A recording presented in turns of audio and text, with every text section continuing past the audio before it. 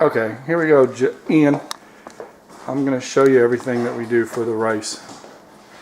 The recipe I'm going to show you is pretty straightforward. And then what we do is you can pretty much add, combine any meat you want, so you don't have to use chorizo. You can use sausage, and you can mix and match, or you can use chicken, so it all works about the same way. But what we have here is, this is chorizo. It's a Spanish sausage. And the brand that I have today, it doesn't really matter the brand. You'll figure out which one you like. But this one's Quijote, and it's at the supermarket. Then what we use is olives, and I use manzanilla pitted. I don't like them with pits. And then we just use a regular white rice, long grain. And then sofrito. Now I happen to have a homemade sofrito, but you can buy them at the store by the brand name Goya, G-O-Y-A. Okay? Then you use water, and what I do is 1-on-1. So whatever rice I use, I'm going to make 4 cups today, so I'm going to use 4 cups of water. Then I have to use 2 envelopes of sazon. That's what this is, sazon, and you can choose with cilantro and achiote if you want, and you don't have to. They're orange, and it makes the rice the yellow. That's the yellow coloring the rice gets. Then we can put some fresh garlic in it, and then I also add another thing, which is a ham flavored concentrate. This one's by Goya, and then I do 2 of those. We do 2 sazon and 2 Goya ham. And then you want to put a little bit of oregano. That makes it the Hispanic tradition, is to add a little oregano in the rice. And the other ingredient is the beans. Now you can use different beans. I'm going to be using Gandules, which are chickpeas, and we're going to do that right now. Here it is. This one again is Goya. Goya is the better brand. It is more expensive, but it's pretty good. You know you're getting good quality. If you buy any other brand, I can tell you you're not sure what you're going to get, but with Goya you really get good quality. But anyway, that's the pigeon peas, and then we're going to put that there. Then I use a little bit of salt. I usually try to use a sea salt or an iodized salt, but I use, now the salt is something I don't measure. I just know from the spoon, so that'll be one you'll have to judge. But I'll do my best to show you what I do. Okay, so I'm going to cut up the chorizo. We cut it in little wheels. You'll see that. I'm going to brown it, and then we'll go from there. I'll come right back, okay? Okay, now we've got the chorizo in the pan, and like I said, we cut it in little wheels, and we just try to brown it in the pan. In Spanish, we call this a caldero, which is a special kind of pan. This one's aluminum. Some people sell steel. And we just brown it up. You want this to kind of get nice and browned, kind of get the grease out, cook it. Okay, and that's what we do first. No, I like using the metal. And then this is the metal spoon that we use. You can buy these at, I bought mine at flea market. It's kind of the typical spoon that we use, and I try to stay consistent because remember, I measure my salt with the spoon, so I stay consistent as to which spoons. If I change spoons, it kind of gets tricky on how much salt. And I do this at a pretty high heat because I want this to brown pretty good. And you can add more chorizo or less, you know, you'll figure out how much meat to add. And like I said, if this was chicken, I told you can use any kind of meat. If this was chicken, we would do this stage first. If this was sausage, Italian sausage, whatever you want, this is the step you would do. So no matter which meat you choose, this is the same step.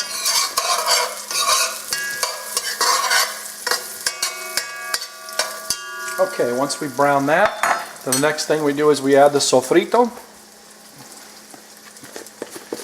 Sofrito has a bunch of different flavors. You can use recadito, it doesn't matter. I use just about a spoonful, not an overheaping, and you mix it in.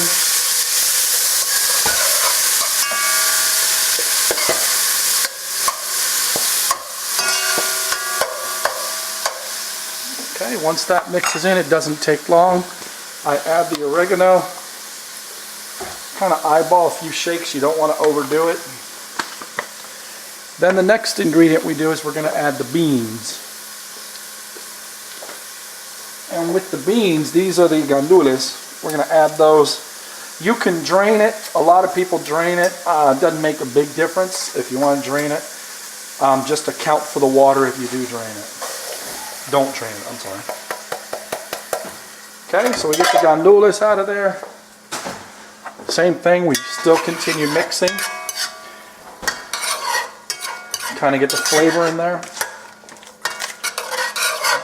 Okay. Once that gets kind of mixed real good, you want to get that in there. The next step we're going to do is we're going to add the water. I'll add a little bit of garlic. The sofrito has garlic, but I just add a little bit more, not much. Okay. Then what we're going to do is we're going to turn the heat as high as we can, and we're going to add the water. Again, I'm using 4 cups of water because I'm going to use 4 cups of rice. And we mix that together. Now is when we add all the powdered spices. Want to add all those to the water and get them mixed in.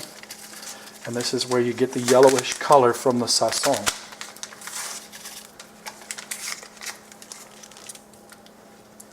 Okay, and then the flavor of the ham, from the ham broth, I guess this would be, or ham bouillon.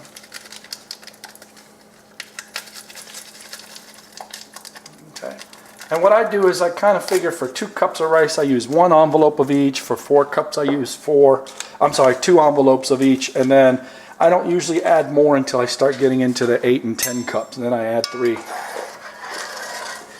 If you add too much of the sazon, it starts getting a little spicy and it overpowers it, so you want to be careful with that. Okay, now the goal is to boil it. You want this rice to boil, the broth to boil before you add the rice. So we're just going to let it boil, okay?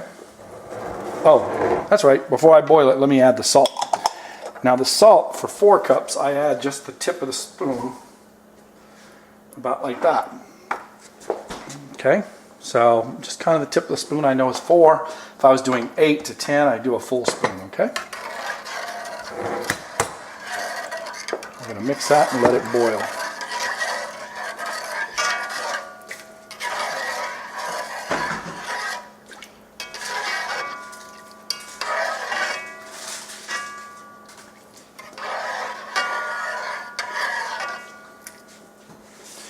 Now with the variations you can do, like I said, I've done chicken. I've done, you can do chicken with bone in or no bone. You just have to braise it or brown it before. I've done it with ribs. I've done it with the country style ribs. I've done it with pieces of steak. I've done it with the Italian sausage. So anything you do, but the key I find for the flavor is to brown it in the pan before you start, and that tends to set the tone for the flavors. So that's what we're going to do, is let that cook now after we've done the browning. And you can substitute the beans. We use gandules today. You can do it with red beans in it. Some people do it with black beans.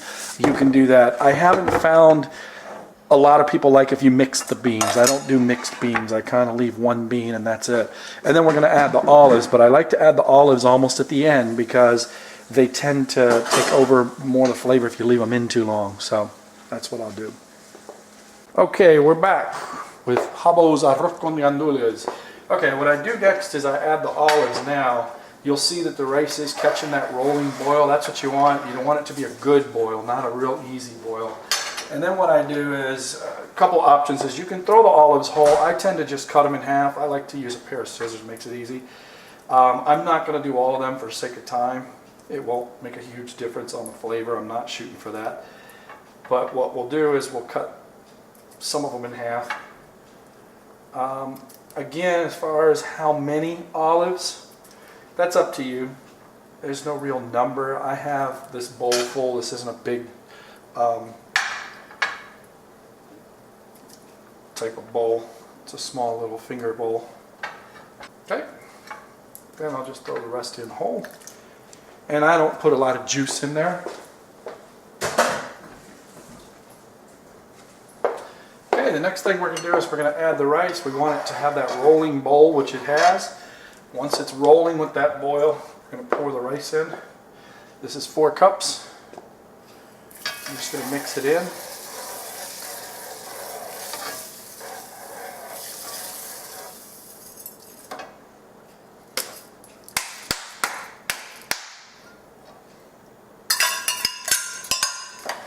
Okay, we're just going to mix it. You're going to cover the rice with the water, the juices, and then you're going to wait for it to boil again.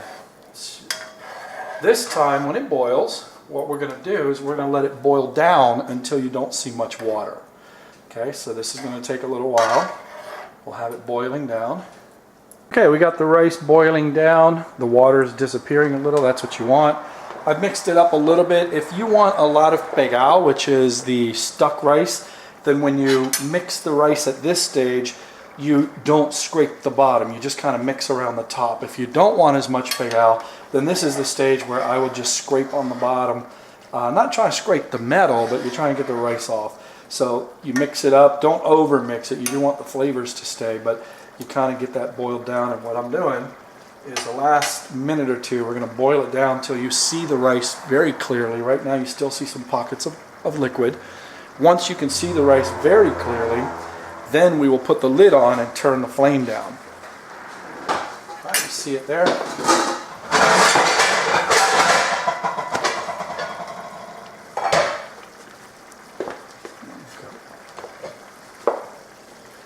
Okay, there we go. See the rice? That's what you want. You want it to get like that, where there's just a little tiny bit of liquid. So now what we'll do is we turn down the heat. I put a notch between the lowest notch and the low. Let me see if I can get you to see that. There you go. If you look at my stove, I made a little line. That way I know it for the rice, and that's where I turn it down to. Once I turn it down, I go ahead and cover it. And if you look right now, the clock is, let's zoom out. Okay, it is 1:11, and what we'll do in about 10 minutes, we'll come back, we'll mix up the rice a little bit, and about another 10-20 minutes after that, the rice will be ready. Okay, so we'll sign off until I mix it up. Okay, I'm back. I missed it by a couple minutes. It's 1:19. Not a big deal. Rice is very forgiving. So what we'll do is we'll open it up and we'll mix it up. Now, what we tend to do is pick up a scoop, flip it over. Now, here's the point also. If you want pegao, then don't scrape the bottom. If you don't want pegao, then go ahead and scrape the bottom and flip it over. And you just want to kind of get that. It's not a perfect science on how you measure it and figure out which way to scoop it. But you try to mix it up and get the bottom rice to the top and the top rice to the bottom. And once you finish, you smooth it over. Okay. Then you go ahead and cover the lid. And now we wait for 20 minutes. So it is now 1:20. So we will wait for 20 minutes and the rice should be done. Okay, it's 1:40. That's 20 minutes later. So we're ready to pretty much finish up the rice. So we're going to mix it up here one last time.